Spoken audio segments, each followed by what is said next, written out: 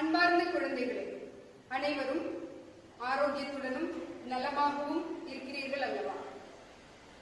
ஒரு நீண்ட இடைவெளிக்கு பின் உங்களை சந்திப்பதில் எனக்கு மிகவும் சந்தோஷம். இன்று நான் உங்களுக்கு 6ஆம் வகுப்பின் மொழி பாடத்தை அறிமுகம் செய்ய இருக்கிறேன்.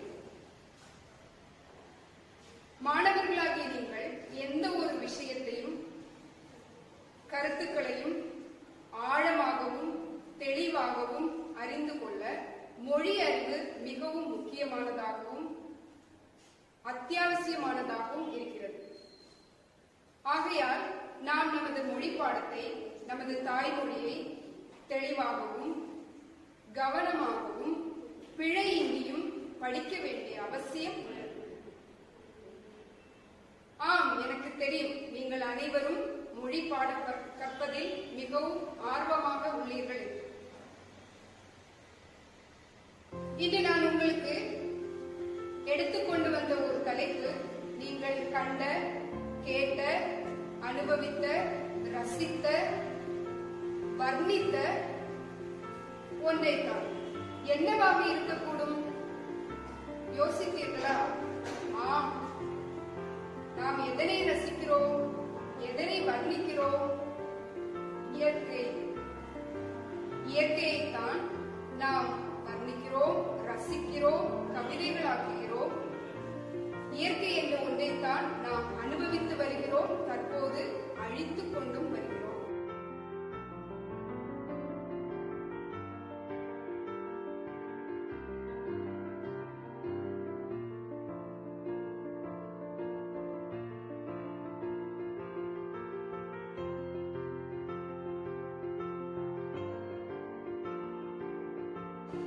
இயற்கை என்றால் என்ன?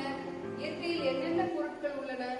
நம்மை சுற்றிலும், இயற்கை சூழ்ந்துள்ள நம்மை சுற்றிலும் காடுகள், பூக்கள், மலைகள், ஆகாயம் என பலவிதமான இயற்கை சூழலை சுற்றி நாம் வாழ்கிறோம். இன்று நாம் படிக்கக்கூடிய பாடம் 6ஆம் வகுப்பில் உள்ள இயற்கை செல்வம். செல்வம் என்றால் என்ன? செல்வம் என்றால் சொத்து என்று பொருள். இயற்கை நம்முடைய சொத்தாகும். நம்முடைய மொழி பாடங்களை உங்களுடைய முந்தைய வகுப்புகளில் கவிதைகளாகவும் கட்டுரைகளாகவும் உரைநடைகளாகவும் செய்யுள்களாகவும் கதைகளாகவும் படித்து வந்திருக்கிறோம். அந்த வகையில் நம்முடைய இயற்கை செல்வம் பாடப்பகுதி கவிதை வடிவில் அமைக்கப்பட்டுள்ளது. இக்கவிதையை புரட்சி கவி பாரதிதாசன் எழுதிய ஒரு கவிதையாகும். அன்றைய கவிஞர்கள் தங்களுடைய மொழியின் மூலமாக புரட்சிகளை ஏற்படுத்தினார்கள். அப்படி புரட்சியை ஏற்படுத்திய ஒரு கவிதான் புரட்சி கவி பாரதிதாசன். இவர் புதுவையில் பிறந்தவர். இவர் பாரதியாரின் மேல் கொண்ட அதிக பற்றின் காரணமாக தன்னுடைய பெயரை பாரதிதாசன் என மாற்றிக்கொண்டார். இன்று 6ஆம் வகுப்பின் முதல் பாடம் இயற்கை செல்வம். கவிதையை வாசிப்போமா? அனைவரும் தயாராக இருக்கிறீர்களா? கவிதை வாசிக்கட்டுமா? ஆசிரியர் வாசிக்கிறேன். நீங்கள் கவிதையை கவனமாகவும் உற்று நோக்கியும் கருத்துக்களை புரிந்து கொள்ளும் வண்ணம் அதை கவனமாக பார்த்து கொண்டு ஆசிரியர் வாசிப்பதையும் கேட்க வேண்டும். விரிந்த மானே வெளியே எங்கும் விளைந்த பொருளின் முதலில் திரிந்த காற்றும் புனலும் மண்ணும் செந்தி யாவும் தந்தோய் தெரிந்த கதிரும் நிலவும் பலவாய் செறிந்த உலகின் வித்தை புரிந்த உந்தன் செயல்கள் எல்லாம் புதுமை புதுமை புதுமை. அசைவை செய்தாய் ஆங்கே ஒளியாம் அலையை செய்தாய் நீயே. நசையால் காணும் வண்ணம் நிலமே நான்காய் விரியச் செய்தாய். பசையாம் பொருள்கள் செய்தாய் இயலாம் பைந்தமிழ் பேசச் செய்தாய். இசையாம் தமிழை தந்தாய் பறவை ஏந்திழை இனிமை குரலால். எல்லாம் அசையச் செய்தாய், உயிர்கள் எதினும் அசைவைச் சேர்த்தாய். சொல்லால் இசையால் இன்பம் எமையே துய்க்கச் செய்தாய் அடடா. கல்லா மயில் வான் கோழி புறவுகள் காட்டும் சுவைசேர் அசைவால் அல்லல் விளக்கும் ஆடல் கலைதான் அமையச் செய்தாய் வாழி. பாவேந்தர் பாரதிதாசன் பாடிய ஓர் அழகான கவிதையாகும் நாம் இன்று இங்கே வாசித்தது. இயற்கை செல்வம். விரிந்த வானே வெளியே எங்கும் விளைந்த பொருளின் முதலே. திரிந்த காற்றும் புனலும் மண்ணும் செந்தி யாவும் தந்தோய். தெரிந்த கதிரும் நிலவும் பலவாய் செறிந்த உலகின் வித்தே. புரிந்த உந்தன் செயல்கள் எல்லாம் புதுமை புதுமை புதுமை. அசைவை செய்தாய் ஆங்கே ஒளியாம் அலையை செய்தாய் நீயே. நசையால் காணும் வண்ணம் நிலைமையை நான்காய் விரியச் செய்தாய். பசையாம் பொருள்கள் செய்தாய், இயலாம் பைந்தமிழ் பேசச் செய்தாய். இசையாம் தமிழை தந்தாய், பறவை ஏந்திழை இனிமை குரலால். எல்லாம் அசையச் செய்தாய், உயிர்கள் எதினும் அசைவை சேர்த்தாய். சொல்லால் இசையால் இன்பம் எமையே துய்க்கச் செய்தாய் அடடா. கல்லா மயில் வான் கோழி புறவுகள் காட்டும் சுவைசேர் அசைவால் அல்லல் விளக்கும் ஆடல் கலைதான் அமையச் செய்தாய் வாழி. வாசிப்பின் மூலமாக மட்டுமே கவிதையில் உள்ள ஆழ்ந்த கருத்துக்களை நாம் உட்கொள்ள முடியும். ஆகவே கவிதையை நன்றாக வாசித்து புரிந்து கொள்ள மாணவர்கள் அனைவரும் முயற்சி செய்ய வேண்டும். உங்களுக்கு பாட புத்தகம் கிடைத்திருக்கும் என்று நினைக்கிறேன். பாட புத்தகத்தை எடுத்து கவிதையை நன்றாக வாசிப்பதற்கு முயற்சி செய்ய வேண்டும். வாசிப்பீர்களா? வாசிப்பீர்கள் என நம்புகிறேன். நன்றாக வாசித்து கவிதையின் உட்கருத்துக்களை புரிந்து கொள்ள வேண்டும். புரட்சிக்கவி பாரதிதாசன் எழுதிய ஒரு அழகான கவிதை இயற்கை செல்வம் என்ற கவிதையை நீங்கள் இன்று அனைவரும் வாசித்தீர்கள். நீங்களும் இதுபோல அழகான கவிதை எழுத முயற்சி செய்ய வேண்டும்.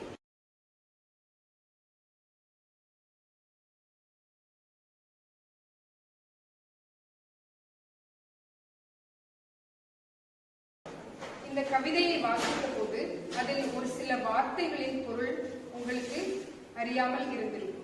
அப்படிப்பட்ட புதிய வார்த்தைகளின் பொருளை ஆசிரியர் கரும்பலையில் எழுதுகிறேன். நீங்கள் கவனித்து அதை உங்களுடைய குறிப்பேட்டில் எழுதிக் கொள்ளவும். என்னென்ன வார்த்தைகள் அது நீங்கள் குறித்து வைத்தீர்களா? உங்களுக்கு புதியதான அந்த வார்த்தைகளை ஆசிரியர் எழுதட்டுமா? முதல் வார்த்தை புனல். புனல் என்றால் என்ன? இந்த வார்த்தையை நீங்கள் கேட்டிருக்கிறீர்களா? புனல் என்றால் நீர். புனல் என்றால் நீர் என்று பொருள். வேறு கதிர் என்றால் என்ன? கதிர். கதிர் என்றால் கதிர் என்பது சூரியன். கதிர் என்றால் சூரியன்.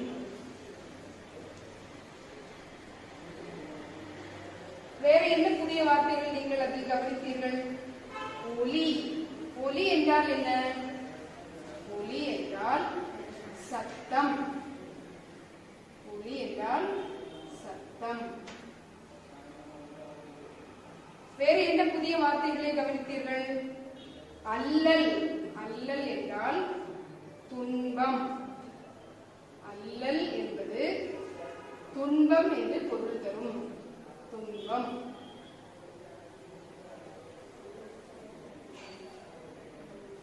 அடுத்ததாக நசை. நசை என்றால் விருப்பம்.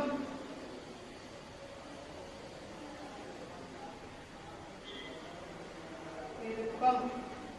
இப்படி இந்த புதிய வார்த்தைகளின் பொருளை உங்களுடைய நோட்டு புத்தகத்தில் குறித்து அந்த கவிதையின் பொருளை முழுமையாக அறிந்து கொள்ள நீங்கள் முயற்சி செய்ய வேண்டும்.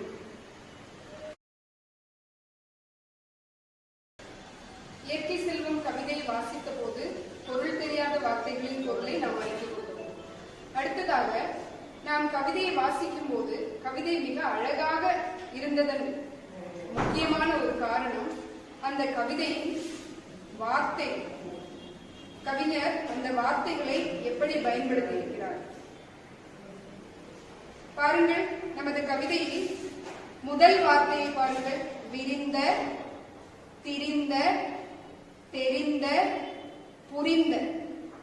அடுத்ததாக அசைவை, நசையால், பசையாம், இசையாம். அடுத்ததாக எல்லாம், சொல்லால், கல்லா, அல்லல். இப்படி கவிஞர் ஒத்த ஓசையுடைய அநேகம் வார்த்தைகளை அதில் பயன்படுத்தி இருக்கிறார்.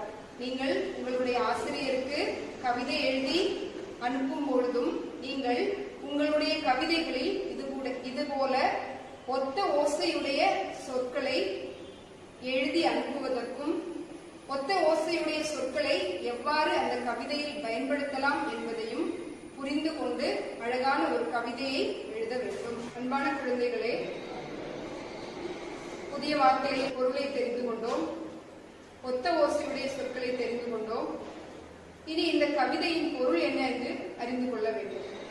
முதல் 2 வரிகள் விரிந்த வானே வெளியே எங்கும் விளைந்த பொருளின் முதலே என்றால், வெட்ட வெளியாய் விரிந்து கிடக்கும் ஆகாயம் முதல் இப்பிரபஞ்சத்தில் விளைந்த அனைத்து பொருளிற்கும் மூலமாக விளங்குவது இயற்கைதான் என்பதே ஆகும். அடுத்த வரிகள் திரிந்த காற்றும் புனலும் செந்தி யாவும் தந்தோய். பூமியை சூழ்ந்து அலைந்து திரியும் காற்று, நீர், தீ ஆகிய 3ம் இயற்கையின் கொடையாகும்.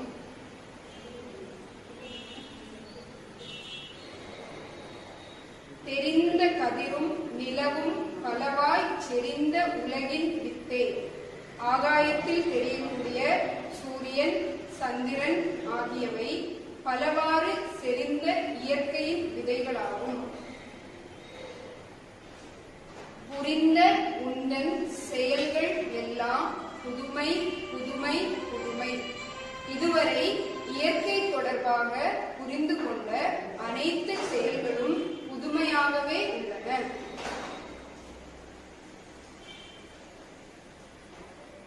அசைவை செய்தாய் ஆங்கே ஒளியாம் அலையை செய்தாய் நீயே. இவ்வுலகின் உயிரோட்டத்திற்கு காரணம் அதன் இயக்கமாகும். அவ்வியக்கத்திற்கு மேலும் உயிர் தருவது இவ்வுலகில் எழும் பலவித ஒளி அலைகளாகும்.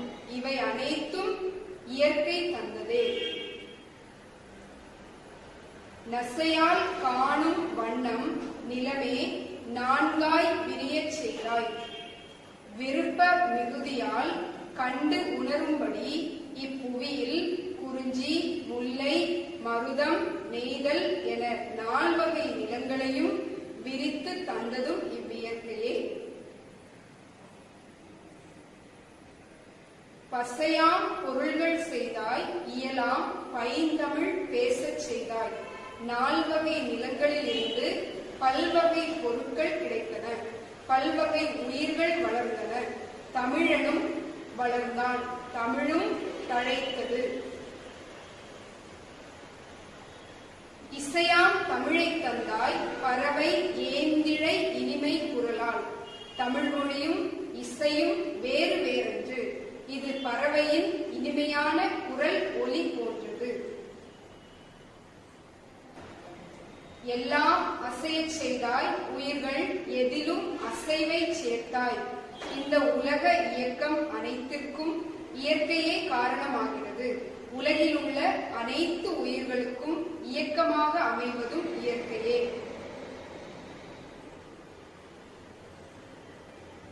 சொல்லால் இசையால் இன்பம் எமையே துய்க்கச் செய்தாய் அடடா.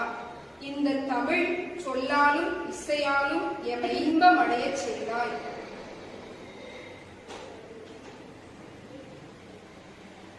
கல்லா மயில் வான் கோழி புறவுகள் காட்டும் சுவைசேர் அசைவால் கல்வி அறிவு அறவே இல்லாத மயில் வான்கோழி புறா போன்ற பறவைகளின் மனதை கவரும் அங்க அசைவால் அல்லல் விளக்கும் ஆடல் கலைதான் அறியச் செய்தாய் வாழி. துன்பத்தை போக்கும் நடனக்கலையும் இயற்கை நமக்கு அளித்தது. இவ்வாறு உலகின் ஆதியும் அந்த மூலமுமாக விளங்கும் இயற்கையை போற்றுவோம். கவிஞர் வெள்ளியாங்காட்டான் எழுதிய இயற்கையை பற்றிய வேறு ஒரு கவிதை உங்களுக்காக. விண்ணகமெங்கும் விளங்கி பறந்து விரையும் கருமுகிலை, நீயும் மண்ணகமெங்கும் புஞ்செய்களை மட்டும் மதிக்கத் தவறுகிறாய். ஏழை குடித்திடும் கூடுக்கு வேண்டி இருப்பது புஞ்சை நிலம். சொந்த மேழி பிடித்தன்றி வாழ கற்காமல் மெலிந்த உடவனவன். இன்று நாம் 6ஆம் வகுப்பின் இயற்கை செல்வம் என்ற பாடப்பகுதியை வாசித்தோம், புரிந்து கொண்டோம். இனி மாணவர்களாகிய நீங்கள் செய்ய வேண்டியது என்னவென்றால், இயற்கை பற்றிய ஒரு அழகான கவிதை எழுதி உங்களுடைய வகுப்பு ஆசிரியருக்கு நீங்கள் அனுப்பி வைக்க வேண்டும். கவிதையில் உள்ள ஒத்த ஓசையுடைய சொற்களை எழுத வேண்டும். பொருள் தெரியாத வார்த்தைகளின் பொருளை எழுதி படிக்க வேண்டும். இன்று உங்களுக்கு நான் 2 கவிதைகளை அறிமுகம் செய்தேன். ஒன்று புரட்சிக்கவி பாரதிதாசன் எழுதிய இயற்கை செல்வம் என்ற கவிதையும், கவிஞர் வெள்ளியாங்காட்டான் எழுதிய ஒரு கவிதையும். இந்த 2 கவிதைகளையும் ஒப்புமைப்படுத்தி இந்த 2 கவிதைகளிலும் உள்ள தனித்தன்மைகள் என்ன, அதனுடைய பொருள் என்ன, 2 கவிஞர்களும் வெவ்வேறு விதமான வாக்கிய அமைப்புகளும் வார்த்தைகளும் வெவ்வேறு பொருள்களையும் எடுத்துரைக்கின்றனர். மேலும் இந்த பாடப்பகுதியை நன்றாக வாசித்து புரிந்து கொண்டு இந்த செயல்பாடுகளை எல்லாம் செய்து உங்களுடைய ஆசிரியருக்கு இதை அனுப்பி வைத்து ஆசிரியர்களுடைய மேற்கோளின்படி உங்களுடைய பிழைகளை திருத்தி நன்றாக இப்பாடத்தை படிக்க வேண்டும். நன்றி, வணக்கம்.